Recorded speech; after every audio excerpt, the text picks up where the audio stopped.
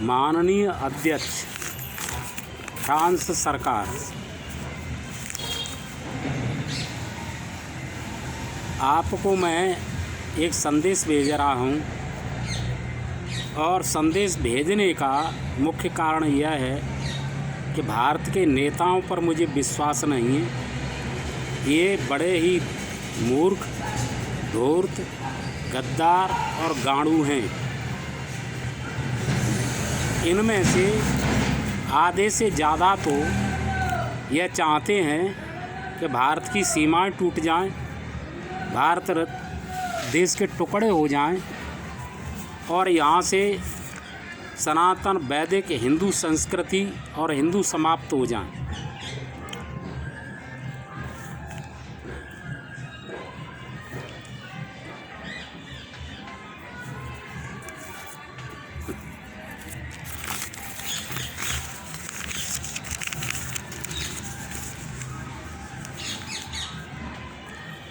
भारत की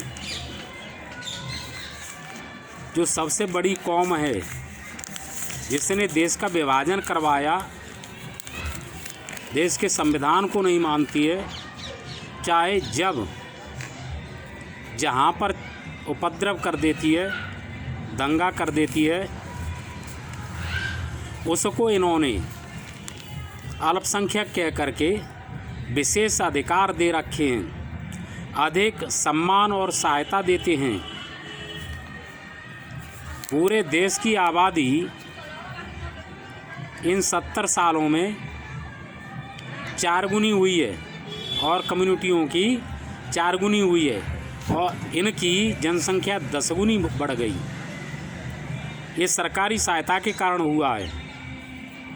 ये आताताई कौम जिसने देश का विभाजन करवाया, वह हिंदुओं को चाहे जब चाहे जहाँ पर मारती है, आगे से वो मारती है, पीछे से सरकार, प्रशासन, पुलिस, न्यायपालिका और मीडिया ये मारते हैं।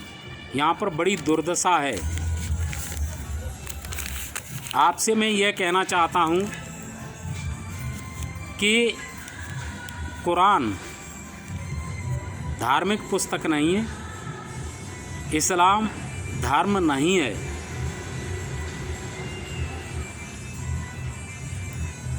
क्यों? कि दुनिया पहले से थी। इस्लाम को धरती पर आए हुए केवल 14 से 40 वर्ष हुए हैं। दुनिया लाखों वर्षों से थी और लाखों वर्षों से इंसान है। 10,000 वर्ष पहले के तो सभ्यता के सबूत मौजूद हैं।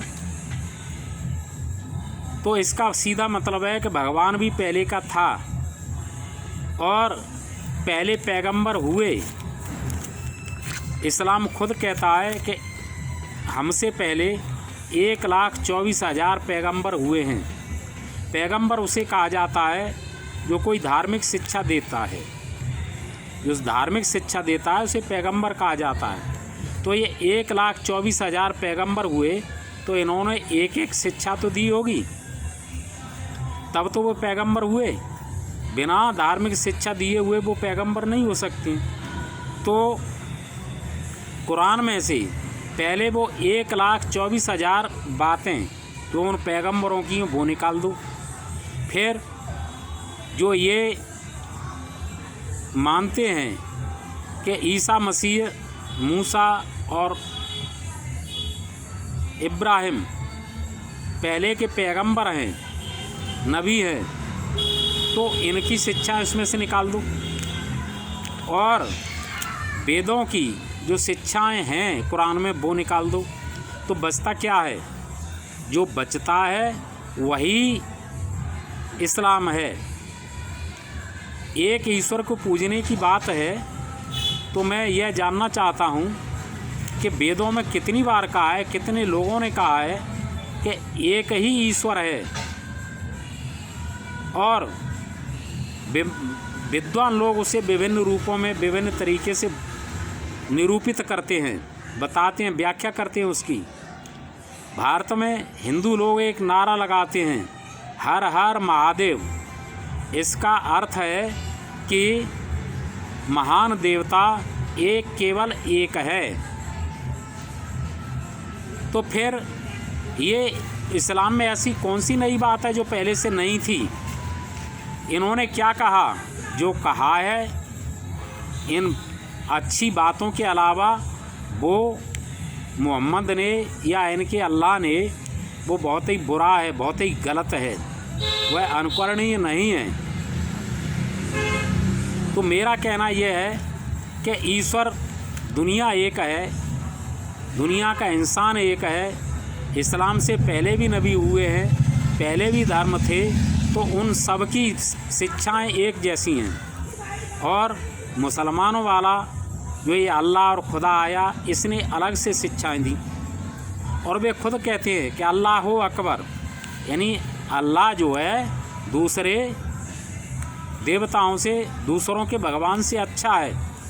तो इनका अल्लाह खुदा वह नहीं है जो पूरी दुनिया का मालिक था, है, और ये दुनिया नहीं रहेगी तब भी रहेगा। तो इनके अल्लाह खुदा से हमें क्या लेना देना? इनकी हम इज्जत क्यों करें? ये जब किसी के धर्म की, किसी के धर्म ग्रंथ की, किसी के धर्म स्थल की, किसी के महापुरुष की इज्जत नहीं करते हैं, तो इनके महापुरुष की, इनके धर्म ग्रंथ की, इनके धर्म स्थलों की क्यों इज्जत की जाए? पहली बात। दूसरी बात एक ये है कि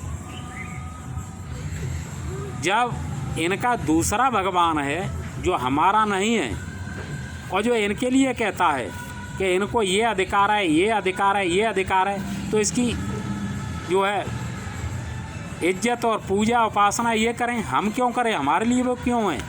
जैसे ये हमारे देवताओं को, हमारे ईश्वर को, हमारे धर्म ग्रंथों की अवमानना करते हैं, अवहेलना करते हैं, वैसे ही इनके धर्म की, धर्म ग्रंथों की, महापुरुषों की, धर्म स्थलों की अवहेलना की जानी चाहिए। इस्लाम का इलाज इस्लाम से ही किया जाए। ये लोग दूसरे लोगों को जो तरीके से, जिस तरीके से ट्रीट करते हैं, जैसा व्यवहार करते हैं, वैसा ही व्यवहार इनके साथ किया जाए। और मैं आपसे यह निवेदन करता हूँ कि यह कुरान कोई धार्मिक पुस्तक नहीं है। यह आदिम, बर्बर, हिंसक, लुटेरे, हत्यारे, विश्वासघाती, धोखेबाज, बलात्कारियों के अपराध करने का दस्तावेज है। ये कोई धर्म ग्रंथ नहीं है। इस पर बैन लगाया जाए। इसमें ये यथोचित संशोधन कर लेते हैं, जो मानवता के दायरे में बातें आती हैं, वे यदि कुरान में रहती हैं तो उसकी इज्जत की जाए। यदि ऐसी बातें लिखी हैं उसमें कि जो इस्लाम को नहीं मानता है, जो मोहम्मद को पैगंबर नहीं मानता है, जो अल्लाह की इबादत नहीं करता है, नमाज नहीं पढ़ता है, कलमा नहीं पढ़ता है, कुरान को नहीं मानता है, काबा को नहीं मानता है, मुसलमानों का हिमायती नहीं है, तो उसका कत्ल कर दिया जाए। औरतों का जबरन अपहरण कर लो और उनके साथ बलात्कार करो। यदि वे इस्लाम स्वीकार कर लें तो उन्हें बीवी बना लो, और अन्यथा यदि वो इस्लाम स्वीकार न करें तो बिना ही बीवी का दर्जा दिए उन पर चढ़ो। कैसा धर्म है भाई? ये अपने लोगों के साथ भी न्याय नहीं करता है।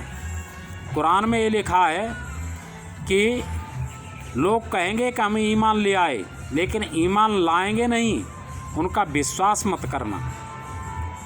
इसी वजह से इस्लाम में 72-73 फिरके बन गए और वे एक दूसरे को कच्चा मुसलमान समझते हैं, उनके खिलाफ फतवे जारी करते हैं, आक्रमण करते हैं, मारते हैं, कूटते हैं। औरतों को कम बुद्धि का, आधी बुद्धि का कहा जाता है, चाहे जब तलाक दे दिया जाता है, चाहे जब हलाला करवा दिया जाता है। अरे यह भी कोई इंसानियत है कि किसी औरत पर कोई सभ्यता, जानवर भी ऐसा नहीं करते हैं कि मादा के मर्जी के बिना मादा पर चढ़ती हों, और इनमें ज़बरदस्ती चढ़ाया जाता है बिना महिला के ठीक है, औरत की इजाज़त के। ये कैसा धर्म है भाई? इनका धर्म है तो ये माने, ये इज्जत करें, हम क्यों करें? हमें क्यों इनके धर्म की इज्जत करनी चाहिए जब ये नहीं करते हैं? तो मेरा कहने का मतलब यही है कि इस पर बैन लगाया जाए और जो इनको साफ कह दिया जाए कि या तो इस्लाम या नागरिकता। यदि आप इस्लाम को चाहते हैं तो आपको नागरिकता नहीं मिलेगी, केवल देश के अंदर राइट टू लिव मिलेगा, यानी रहो, काम करो, खाना खाओ और कोई अधिकार नहीं होंगे। ये कर दिया जाए और जो इस्लाम छोड़ दें, इस्लाम में सुधार कर लें, यथोचित पूरा कुरान मानवता पर आधारित हो जाए तो इन्हें बराबर के अधिकार दो। यदि दूसरों को मारने की, काटने की, उनको लूटने की, उनका हत्या कर देने की, उनकी ज़मीन पर कब्जा कर लेने की, उनकी औरतें पर कब्जा कर लेने की, उनके देश पर कब्जा कर लेने की बात करता है, तो इनके साथ फिर ऐसा ही व्यवहार करो, जैसा ये करते हैं वैसा ही करो। इस्लाम का जवाब, इस्लाम का इलाज इस्लाम में ही है।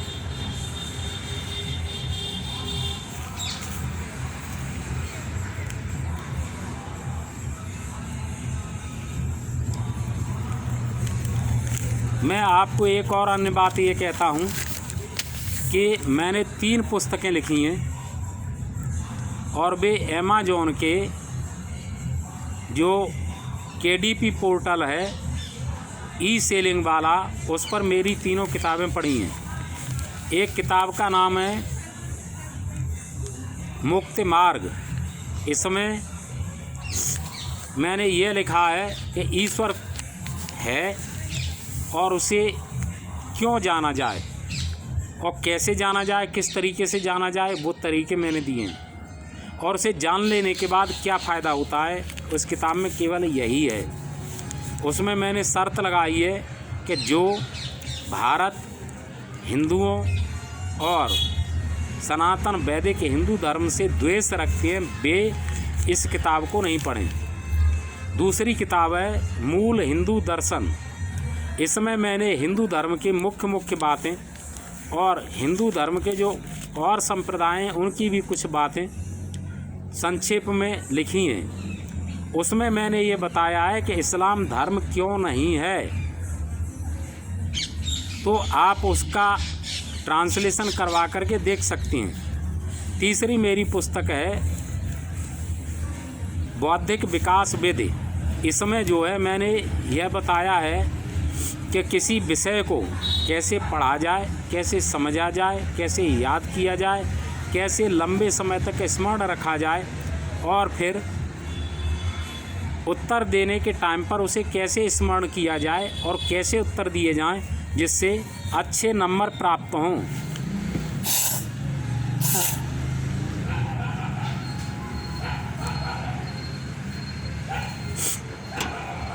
आपसे मैं यह निवेदन करता हूं कि मैंने जो यहाँ पर कहा है, लिखा है, उसे आप देख लें और उसका सदुपयोग करें।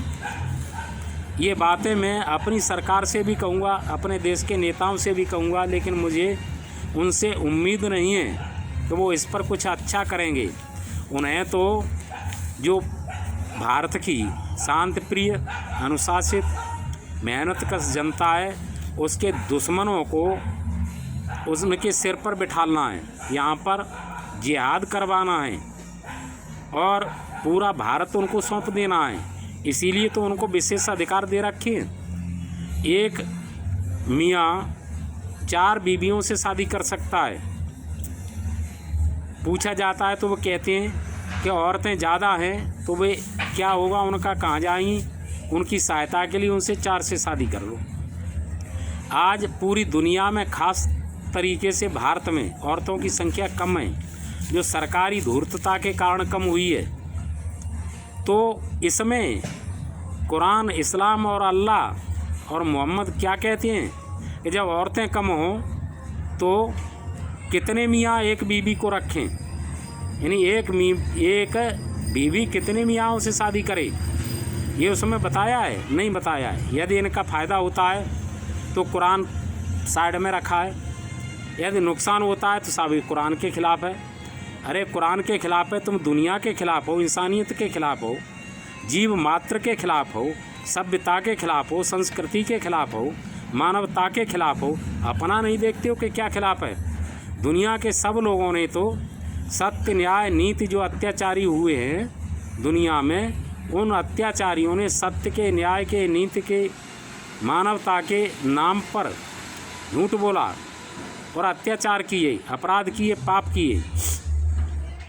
लेकिन ये मुस्लिम जो अपने आप को पक्का मुसलमान कहती हैं, ये तो ईश्वर के नाम पर झूठ बोलते हैं। ईश्वर दोगला है कि पहले वाले धर्माचार्यों से, महापुरुषों से, नबियों से, पैगंबरों से कुछ और कह गया, बाद वालों से कुछ और कह गया, और बीच वाले मुसलमानों से कुछ और कह गया। क्या अल्लाह दोगला है? और अल्लाह दोगला है तो उस दोगले अल्लाह की हम क्यों इज्जत करें? ये सब बातें हैं। कुरान जो है धार्मिक पुस्तक नहीं है, यह जो है एक अपराधियों का दस्तावेज है। और जब तक ये रहेगा इस रूप में, तब तक आतंकवाद रहेगा। तो हमें न तो मुसलमानों से शिकायत है, न इस्लाम से शिकायत है तो उन आयतों से है जो गलत शिक्षाएं देती हैं। ये मुस्लिमों का कर्तव्य है कि वे उसमें से उनको निकालें। औरतों को दिया जाए कुरान, औरतें उसमें से जो औरतों के खिलाफ आए थे उनको निकालें। जो ये हैं सिया लोग, सियाओं को दिया जाए कुरान, जो उसमें से खिलाफ हैं आयतें वो निकालें। और दूसरे संप्रदाय के हैं वो मुस्लिम, वे उसमें से निकालें। और सुन्नी उसमें से निकालें। जो किताब में गलत बातें हैं उनको पहले ये निकालें। और ये नहीं निकालते हैं भाई, इनका अधिकार है, इनका कर्तव्य है कि वे उसे शुद्ध एक धार्मिक ग्रंथ बनाएं। और नहीं बनाते हैं तो फिर जो दूसरे धर्माचार्य हैं, नीतिज्ञ हैं, समाज शास्त्री हैं, साइकोलॉजिस्ट हैं, फिजिशियन हैं, विद्वान हैं, वो उसमें संशोधन करें, सुधार करें। और जो बातें इंसानियत के खिलाफ हैं वो निकालें।